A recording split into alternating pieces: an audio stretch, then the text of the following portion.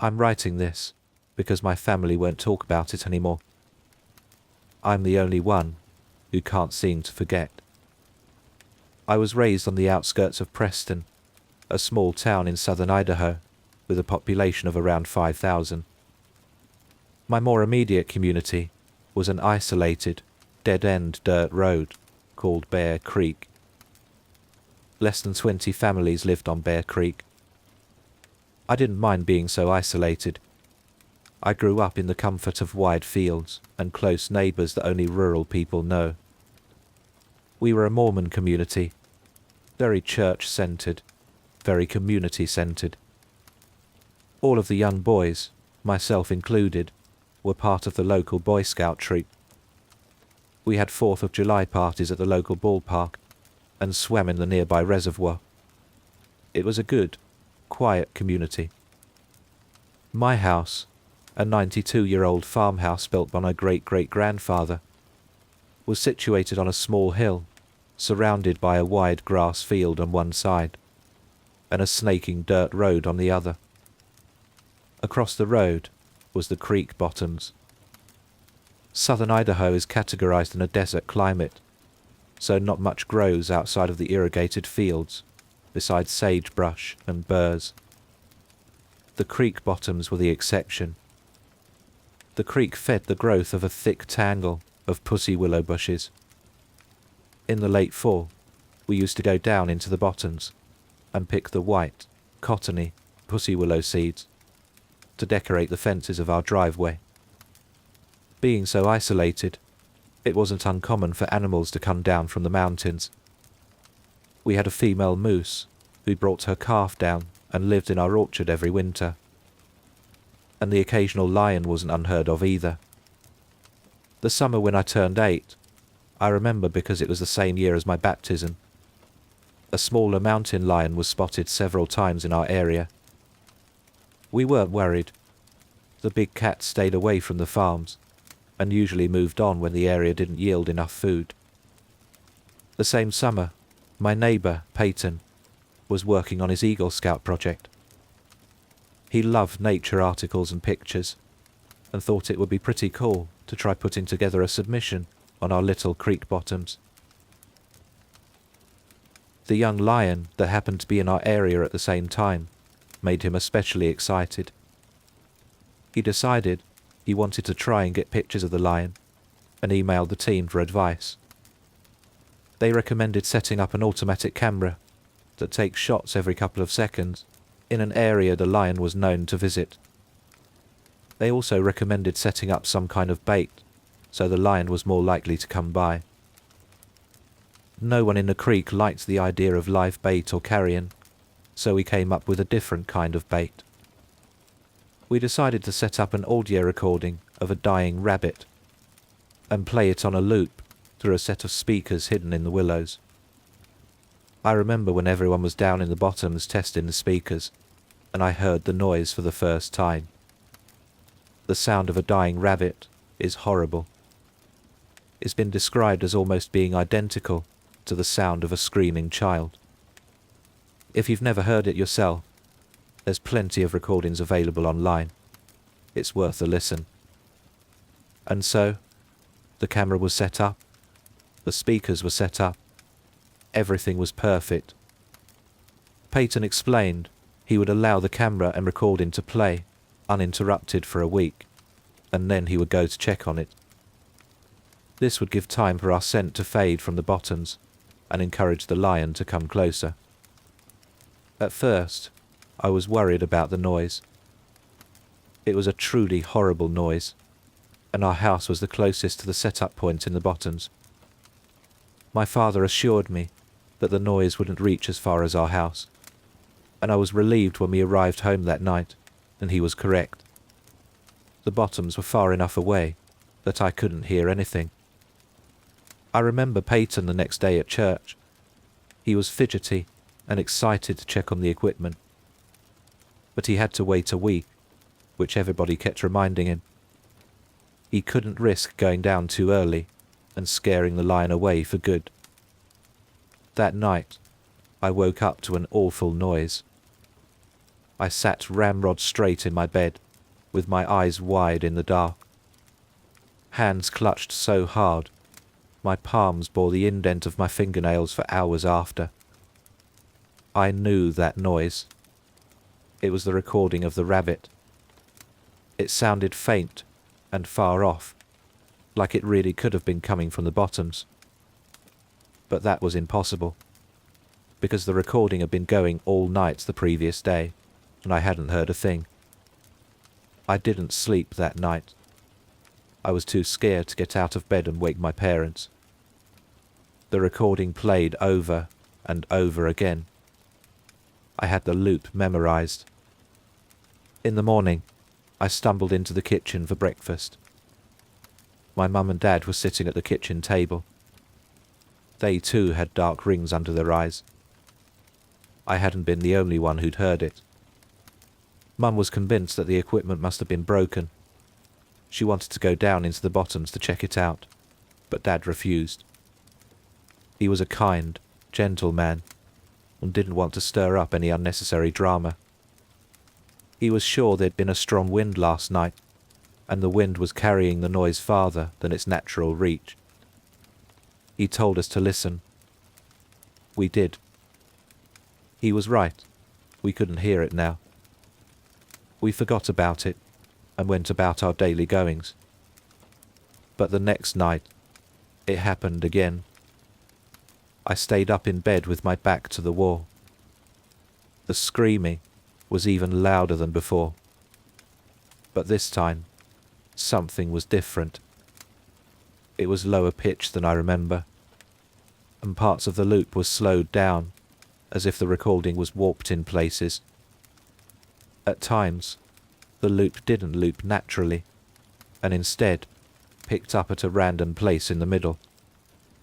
My mum didn't mention anything at the breakfast table, but both her and my dad seemed tense. The third night, I mustered the courage to stand beside my bedroom window and look out into the yard. For a moment I stood, rooted to the spot, my hands shaking no matter how hard I clenched them. The noise sidled in through the cracks in the window. I watched the outline of the trees in the yard. Perfectly still. Not even the slightest breeze stirred their branches. My mum announced she'd be going to visit her sisters in town the next day, and she'd probably spend the night there. She invited me to come along, but I chose to stay at the farm. I took Mum's place beside Dad in their bed that night, but even that didn't help. I don't think my dad was asleep either, for he was unnaturally still the whole night. We began to hear the noise during the day, too. I was drawing with chalk on the sidewalk when it happened. My shoulders tensed, and the hairs on the back of my neck prickled. There was only one scream. A short, high-pitched one. And then the recording fell silent. It happened again several times throughout the day, but never the whole loop, just clips from it. Later that evening, Peyton's dad came up the driveway on his four-wheeler. He said he was looking for their dog, a sweet yellow lad who'd been missing since that morning. Dad said he was sorry and that we hadn't seen her. I stared at him, silently begging him to mention the recording. But he didn't. He was a quiet man after all. He didn't want to bring up any unnecessary drama. Mum stayed away the whole week. Dad and I didn't sleep. By Saturday, the screaming could be heard constantly, though it seemed to have deviated from the familiar loop entirely. I didn't recognize any of it. Sometimes the screams were thin and long. Other times they were hardly more than growls. Once, while my dad had been heating up meatloaf for lunch, the noise rose into such a rancorous din that he dropped the plate and it shattered. I pressed my hands over my ears where I sat at the table and squeezed my eyes shut, but it didn't help. The noise forced its way in through the cracks of my fingers. pinched my throat and rattled in my rib cage. The din lasted for a whole minute and then fell silent. Dad was shaking. That was the last we heard of the noise that day. Peyton came by Saturday evening to ask permission to cross our road to collect the equipment. He was so excited. I watched him disappear into the creek bottoms with a sense of tired relief. After the equipment was gone, it would all stop. I couldn't wait to get a full night's sleep. Not a minute later, I spotted Peyton coming back up from the creek. I was confused. It had taken us much longer to set up the camera and speakers, so I'd only assumed it would take just as long to collect them. My breath stilled when Peyton came closer. He didn't look right. His eyes were wide and his face pale. Something wet dribbled from his chin and onto his shirt. I later realized it was vomit. My dad caught him before he fell and demanded to know what had happened. Peyton couldn't speak. He just cried. We called his dad. I looked after Peyton as both my dad and his dad went into the bottoms. They were gone a long time. When they returned, their faces would grin, and they smelled funny. I noticed red on my dad's hands. I asked what was wrong, and they brushed right past me and immediately called the police. No one would tell me what happened.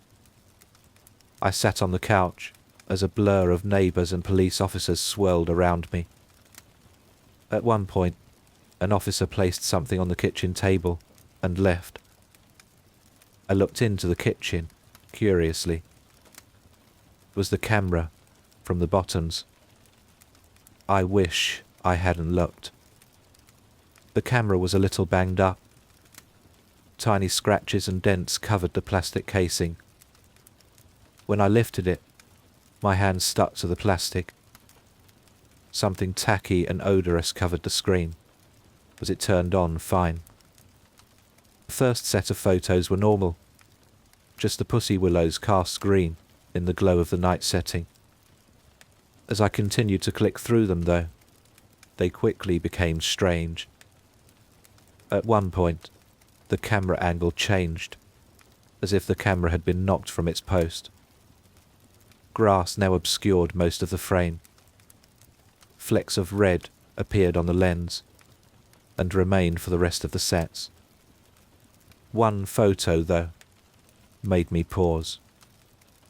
There was a figure in this one, or half of a figure, as most of the upper torso hadn't made it into the frame. I thought it could be human, but it didn't look like it should be standing upright. Its legs were twisted, like an animal, and it seemed to be having difficulty supporting itself in an upright position. Beside the legs, a long, thin arm hung. Whatever it was must have been stooped over, for its fingertips hung below its crooked knees. The next set was different. It was as if the camera had been picked up and was now being held. The first photo was of the bottoms at night.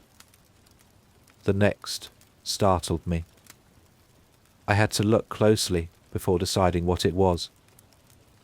A rabbit had been laid in the bushes, but its ears and most of its scalp had been peeled away. The next was of the same rabbit, but a thin, dark hand was holding it up against the sky. Its limp body hung, like something from a nightmare. In the following photos, more rabbits joined the one, each with their ears and scalp removed. Then a cat, then more cats, then a dog, the yellow lad, then the lion. The following photo was of 7 rabbits, 3 cats, 1 dog, and the lion, all laid out in a row, facing the same way.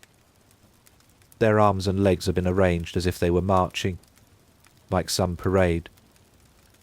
All of their scalps had been removed, and tiny white glints of their skulls could be seen. The last photo was overly bright, like the photo had been taken too close with the flash on. An eye dominated the frame, but it was yellowed and crusty, and had a bar pupil like a horse. In the bottom corner, the edge of a mouth could be seen. No lips, just teeth. Sharp and little, with wide gaps of red gum between them. I wish I hadn't looked. I later heard my dad talking to the police outside. They said the speakers had malfunctioned. The recording had only played the first night.